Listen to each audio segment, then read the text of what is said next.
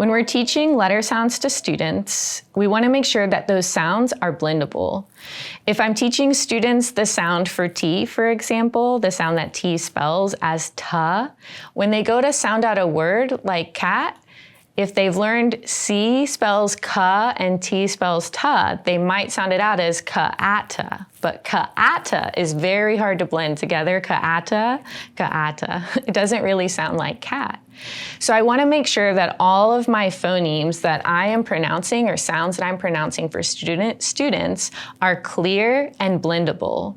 Making sure that if it is a sound that can't be continued, like a clipped sound such as b or p or t, that it's clipped off and I'm not using that at the end of it. So for example, that word cat that we were just sounding out, I would be teaching the sound C spells k and T spells t. Therefore, when they sound out the word cat, they would say k-at, k-at. That's a lot easier to hear cat than ka-ata. Making sure that those sounds are blendable will help students to read and spell words more fluently. Some sounds are voiced and some are unvoiced. Sounds that are voiced, if you place your hand on your throat, you can feel a vibration. So if I said the sound that Z spells, zzz, I feel my throat vibrate. Try it out. Zzz. But if I keep my mouth in the same position, but turn my voice box off, my motor off, I won't hear it vibrate, like the sound that S spells.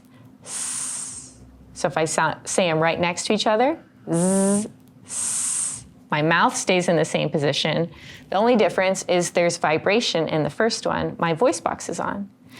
The sound for Z, zzz, is voiced, and the sound for S, s, is unvoiced. Sounds where a student's mouth is in the same position, but their voice box is on or off, are called cognates. So for example, you might see b, b, and a student spelling it as p, p, because the mouth is in the same position, but their voice box is on or off.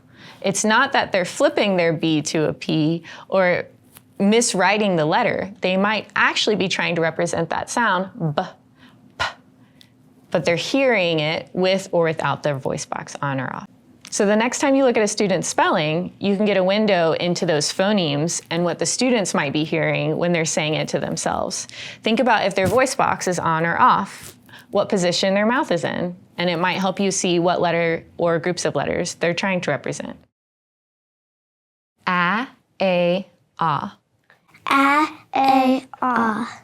B, B, S, K, S, D, D, E, E, E, G, J, G, J,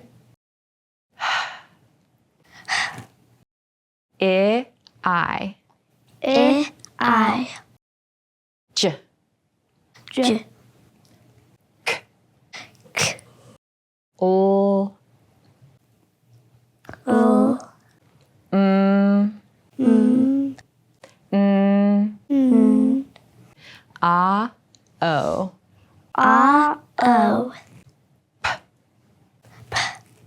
Q, Q, R, R, S, Z, S, Z, T, T, U, U, V, V, W, W, X, X, Y, E, Z. Z.